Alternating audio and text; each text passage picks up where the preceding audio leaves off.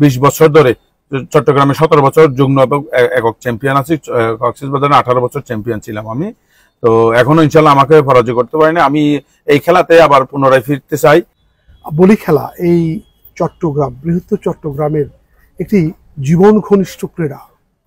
আর সম্প্রতি যদি আমরা বলতে চাই যে এই বলি খেলাকে ঘিরে আমাদের যে উচ্ছ্বাস আনন্দ তার শেষ নেই, এবং যে মাঠে টান টান উত্তেজনা, তারপর মাটিতে পিঠ ঠেকলেই বিজয়, তারপর বিশেষ নৃত্য, আর এই যে ঐতিহ্যের সাথে সম্প্রতি কিছু বছর ধরে একটা মানুষ আমাদের সাথে যুক্ত এই বলি খেলার উন্মাদনায়। তিনি হচ্ছেন এই বৃহত্তর চট্টগ্রামে দিদার বলি। কিন্তু দিদার বলি মাঠে নেই, যদিও 2018 সালে তিনি চট্টগ্রামের জব্বরের বলি খেলা থেকে নিজেকে সেদিন ঘোষণা করেছিলেন যে সেখানে বিজয়ী হওয়ার পর তিনি আর সেখানে অংশগ্রহণ করবেন। কিন্তু কক্সবাজারের যে বলি খেলা, কক্সবাজার ডিসি সাহেবের বলি খেলা, কিন্তু তিনি রয়ে গিয়েছিলেন। কিন্তু তাকে অর্থাৎ বহিষ্কার আদেশ দেয়া হয় একটি মামলাকে কেন্দ্র করে, একটি মাদকের মামলাকে কেন্দ্র করে। তো আমরা যেটা জানি যে দিদার বলিকে ছাড়া আসলে নিষ্প্রাণ মাঠ। বলি খেলায় যে যখন আমরা যাই তখন সাধারণ মানুষ আমাদের বলে যে দিদার বলি ছাড়া এই খেলা যেন কোনো প্রাণ নেই। তো দিদার বলির সাথে আজ আমরা কথা বলবো। দিদার বলি, আপনি তো 2019 সালে মনে কক্সবাজারে নিষিদ্ধ হয়েছেন। জি।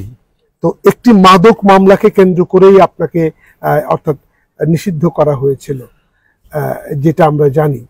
তো আসলে এই বিষয়ে আপনার সেদিন বক্তব্য আমরা পাইনি। আপনি তো জেলে ছিলেন, এবং এখন আপনি আসলে মাঠে ফিরতে চান কিনা? জি, অবশ্যই আমি মাঠে ফিরতে চাই আপনাদের সহযোগিতায়। আমি আবারও যেভাবে ছিলাম মাঠে ময়দানে, আমি আবারও মাঠে ফিরতে চাই। অনেক চেষ্টাও করেছি, এবং আমাকে যখন নিষিদ্ধ করা হয়েছে, জেলা প্রশাসক মহোদয় যখন নিষিদ্ধ করা হয়েছিল, আমি সংবাদ সম্মেলন করে সবাইকে জানিয়ে দিয়েছি, আমার প্রমাণ সহকারে জানিয়ে দিয়েছি আমার ষড়যন্ত্রমূলক এই মামলাটা করেছে, এবং ষড়যন্ত্র মামলাটা হয়েছে যে মামলাটা হয়েছে আমি চ্যালেঞ্জ করেছিলাম যদি সে ওই মামলাতে যদি প্রমাণিত হয় আমাকে ফাঁসি দিন, এভাবে আমি শিরোনামে চ্যালেঞ্জ করেছিলাম। তখন আমি প্রত্যেকটি অফিসে, আমি জেলা ক্রীড়া সংস্থার অফিসে এবং আপনার খেলোয়াড় যারা খেলা পরিচালনা করে তাদেরকে এবং ডিসি সাহেব মহোদয়কে, আপনার সবাইকে আমি দরখাস্ত সহকারে দিয়েছিলাম, কিন্তু ওনারা অ্যাকসেপ্ট করে নেয়। এই বিষয়ে কোনো আর কোনো। আমরা যদি সংক্ষেপে একটু জানতে চাই, সেটা হচ্ছে যে মামলাটা হচ্ছে সম্ভবত ময়মনসিংহে। জি, ময়মনসিংহে আপনাকে অর্থাৎ ইয়াবা সহ আটক করা হয়েছিল। কত ইয়াবা ছিল? আমাকে 80 পিস ইয়াবা দিয়ে, আমাদের 4 জনকে 80 পিস ইয়াবা দিয়েছিল।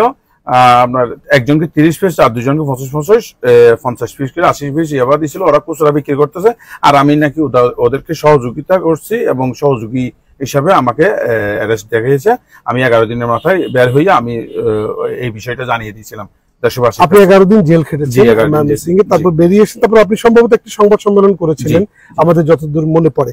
কিন্তু এর পরে মামলাটি এখনো চলমান আছে? জি, চলমান আছে এখনো। তাহলে মামলা থেকে এখনো আপনি মুক্ত হননি? মুক্ত হয়নি। যেহেতু মামলাকে কেন্দ্র করে আপনাকে নিষিদ্ধ করা হয়েছে, মামলা শেষ না হওয়া পর্যন্ত আপনি নিরপরাধ, অর্থাৎ নিরপরাধ ঘোষিত না হওয়া পর্যন্ত তো আপনাকে ফেরত আনতে পারছে না সম্ভবত।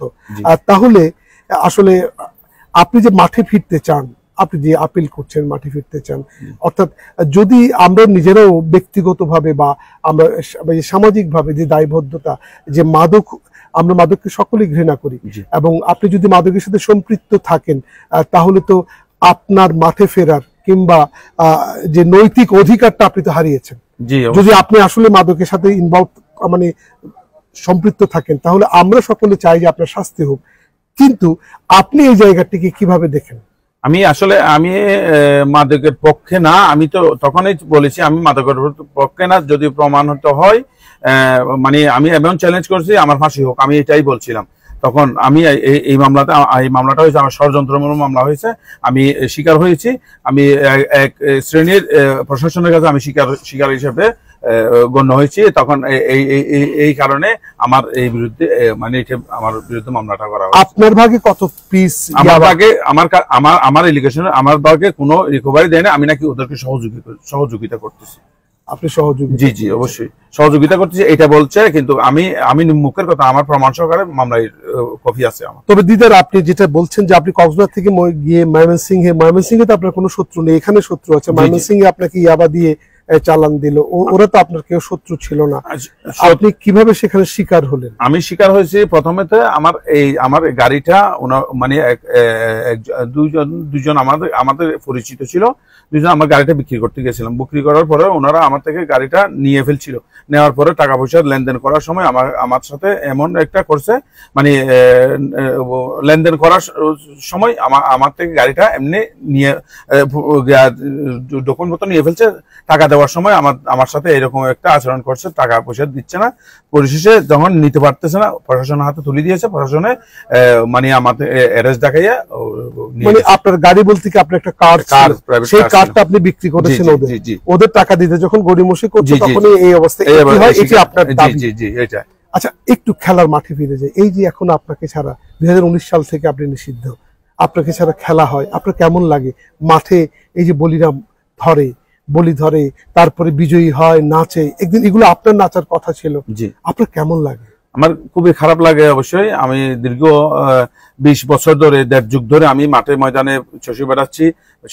ডিসি সাহেবের বলি খেলা এবং চট্টগ্রামের ঐতিহ্যবাহী জাব্বারের বলি খেলা, তথা যেখানে বাংলাদেশের যে প্রান্ত হোক, আমি দাওয়াত পেলে ওখানে অ্যাটেন্ড করতাম, খেলাতে অংশগ্রহণ করে। আজকে অনেক বছর ধরে, 20 বছর ধরে চট্টগ্রামে 17 বছর যুগ্ম একক চ্যাম্পিয়ন আছি। কক্সবাজারে 18 বছর চ্যাম্পিয়ন ছিলাম আমি। তো এখনো ইনশাল্লাহ আমাকে পরাজয় করতে পারিনি। আমি এই খেলাতে আবার পুনরায় ফিরতে চাই। মানে এই খেলা আমি তখন থেকে নিষিদ্ধ করার পরেও আমি লোকাল মাঠে ময়দানে কিন্তু ঠিকই আছি, কিন্তু আমাকে এখান থেকে নিষিদ্ধ করা হয়েছে। বড় খেলা থেকে নিষিদ্ধ করছে, কিন্তু মাঠে ময়দানে লোকাল মাঠ আছে, মাঠের ময়দানে আমি এখনো খেলতেছি, বর্তমানেও খেলতেছি, 2024 সালে এখনো খেলতেছি আমি। মামলাটা যদি শেষ না হয়, কারণ যেহেতু একটু আইনি জটিলতার কথা বলা হয়েছে, এটি মাদক মামলার কথা বলা হয়েছে, এটি শেষ না হলে কতটুকু কি হবে আমরা জানি না। তবে আপনার সব শেষ কথাটা কি? আসলেই মাঠে ফিরতে চান আপনি, এবং এটার জন্য আপনি নিজেকে প্রস্তুত করবেন কিনা? কারণ অনেক বছর গ্যাপের পর আবার মাঠে ফিরলে হয়তো আপনার সে আগের জৌলুসটা আর থাকবে না। কি বলবেন? আসলে মামলাটা শেষ করে মাঠে আর আসতে পারতাম। আমি মানে এভাবে কোনো করি নাই মামলার বিষয় নিয়ে, মানে যোগাযোগ করি নাই মামলাটা শেষ করার জন্য। কারণ আমাকে মিথ্যা একটা মামলা দিয়েছে। ওই মামলাটা মানে আমার মনে মানে এরকম একটা আসছে যে, মানে এত দূর থেকে ওখানে গিয়া একটা মামলা হয়েছে। এই মামলাটা খুব জটিল মামলা। তো এই মামলাটা করতে গেলে অনেক আছে। তবে আমি সহযোগিতার কারণে আমি মামলাটা শেষ করতে পারিনি। এখন আপনি সব শেষ কি বলবেন? আমি আসলে মামলাটা শেষ করে আমি আবার মাঠে ফিরতে চাই, এই আমার এই আশা আমার।